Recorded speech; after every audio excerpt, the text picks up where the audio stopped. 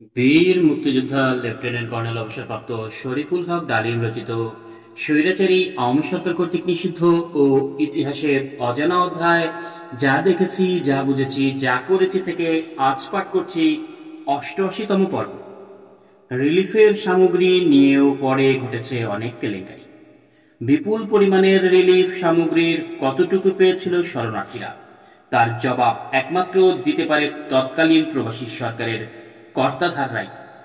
আমার জানা মতে প্রাপ্ত রিলিফ সামগ্রীর একটা ক্ষুদ্র অংশই ভারত এবং প্রবাসী সরকারের উদ্যোগে বিতরণ করা হয়েছিল শরণার্থীদের মাঝে। রিলিফ সামগ্রীর সিংহভাগই বেমালুম হজম করে নিয়েছিল ভারত সরকার। বিদেশ সফর থেকে শ্রীমতী গান্ধী বুঝতে পারেন পাকিস্তানের বিরুদ্ধে কোনরূপ সামরিক অভিযান চালালে মার্কিন যুক্তরাষ্ট্র এবং পশ্চিম ইউরোপীয় দেশগুলো তাকে সমর্থন করবে না। পক্ষান্তরে এদেশীয় পরাশক্তি গণচীন হয়তো বা প্রত্যক্ষভাবে জড়িয়ে যেতে পারে পাকিস্তানের পক্ষে এ ধরনের সংঘাতে। সেক্ষেত্রে ভারতের একক আগ্রাসন ব্যর্থ হয়ে যেতে পারে। এই পরিস্থিতি মোকাবেলা করার জন্য সোভিয়েত ইউনিয়নের পূর্বে প্রস্তাবিত নিরাপত্তা এবং বন্ধুত্ব চুক্তি সই করার সিদ্ধান্ত গ্রহণ করেন শ্রীমতী গান্ধী ও তার সরকার। ওই চুক্তি স্বাক্ষরের ফলে ভারতীয় জনগণ কতটুকু উপকৃত হয়েছেন জানি না, তবে পাকিস্তানকে দুর্বল ও দ্বিখণ্ডিত করতে এবং সামরিক আগ্রাসন চালিয়ে বাংলাদেশ কায়েম করে সেখানে একটা পুতুল সরকার স্থাপন করার ভারতীয় স্বপ্নের বাস্তবায়ন ওই চুক্তি বিশেষভাবে সাহায্য করেছিল নিঃসন্দেহে। সোভিয়েত ইউনিয়নের সাথে চুক্তি স্বাক্ষরের পরপরই বাংলাদেশ প্রবাসী সরকারকে স্বীকৃতি দেয় ভারত সরকার। প্রতিদানে ভারতের সাথে জাতীয় স্বার্থবিরোধী ২৫ বছর মেয়াদের এক চুক্তি সই করে প্রবাসী বাংলাদেশ সরকার। রহস্যজনক কোনো কারণবশত আজ পর্যন্ত সেই চুক্তির বিষয়বস্তু গোপন রাখা হয়েছে দেশের জনগণের কাছ থেকে। মুজিবনগর সরকার এবং আওয়ামী লীগের বেশিরভাগ সাংসদ ওই চুক্তিকে সমর্থন করে। বিরোধিতা করেছিলেন মাত্র দুজন, কর্নেল ওসমানী এবং খন্দকার মুশতাক আহমেদ।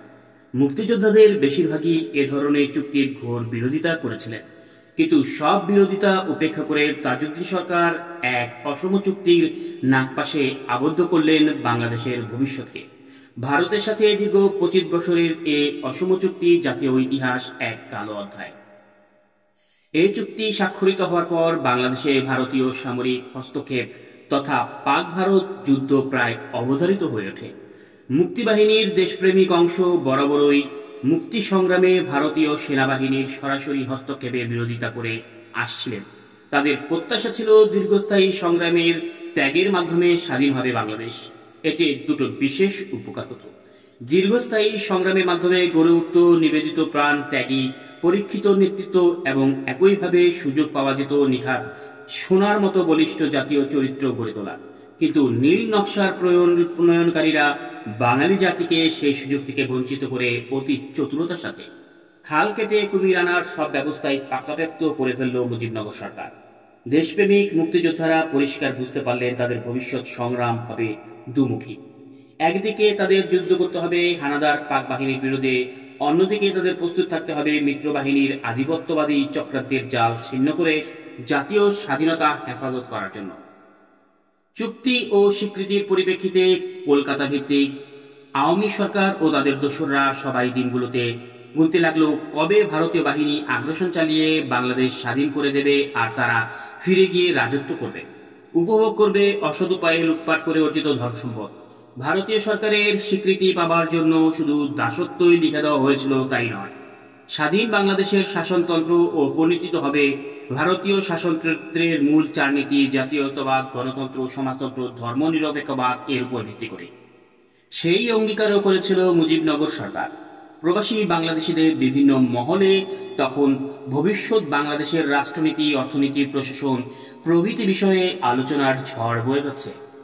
একদিন এক সামাজিক অনুষ্ঠানে সরকারের এক অর্থনৈতিক উপদেষ্টা বললেন, স্বাধীন বাংলাদেশের ইকোনমিক ভায়াবিলিটি তেমন একটা নেই। তবে এ ধরনের বক্তব্য অবাক করেছিল অনেককে। প্রশ্ন করা হয়েছিল, স্বাধীন বাংলাদেশের ইকোনমি ভায়াবিলিটি যদি নাই থাকবে তবে আপনারা ৬ দফা প্রণয়ন করে জনগণকে উস্কে দিয়েছিলেন কেন? কেন বলেছিলেন পাকিস্তানের শোষণের হাত থেকে পূর্ব পাকিস্তানকে স্বাধীন করতে পারলেই সোনার বাংলাদেশ কায়েম হবে? তাহলে কি আপনাদের এই সমস্ত প্রচারণা ছিল মিথ্যে, জনগণকে ধোঁকা দিয়ে পাকিস্তানকে শুধুমাত্র দ্বিখণ্ডিত করার এক ফুটো কৌশল মাত্র?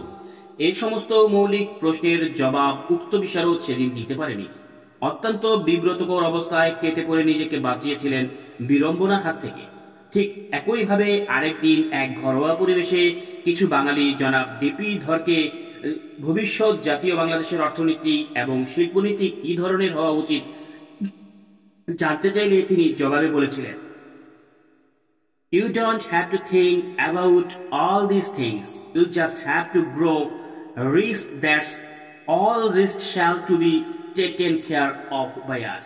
এ ধরনের কথা থেকে পরিষ্কার বোঝা যায় বাংলাদেশকে ভারতের অর্থনীতির বাজার এবং পশ্চাৎভূমিতে পরিণত করার ষড়যন্ত্র ছিল ভারতীয় আধিপত্যবাদী নীল নকশার অন্তর্ভুক্ত। শুধু কি তাই, বাংলাদেশের অর্থনীতিতে সম্পূর্ণভাবে ভারতের উপর নির্ভরশীল করে তুলে শারীরিকভাবে বাংলাদেশের উপর জাতীয়তাবাদী নিয়ন্ত্রণ, ভারতীয় নিয়ন্ত্রণ নিশ্চিত করার খায়েশটিও ছিল পরিষ্কারভাবে ধরা পড়েছিল জনাব থরের বক্তব্যে।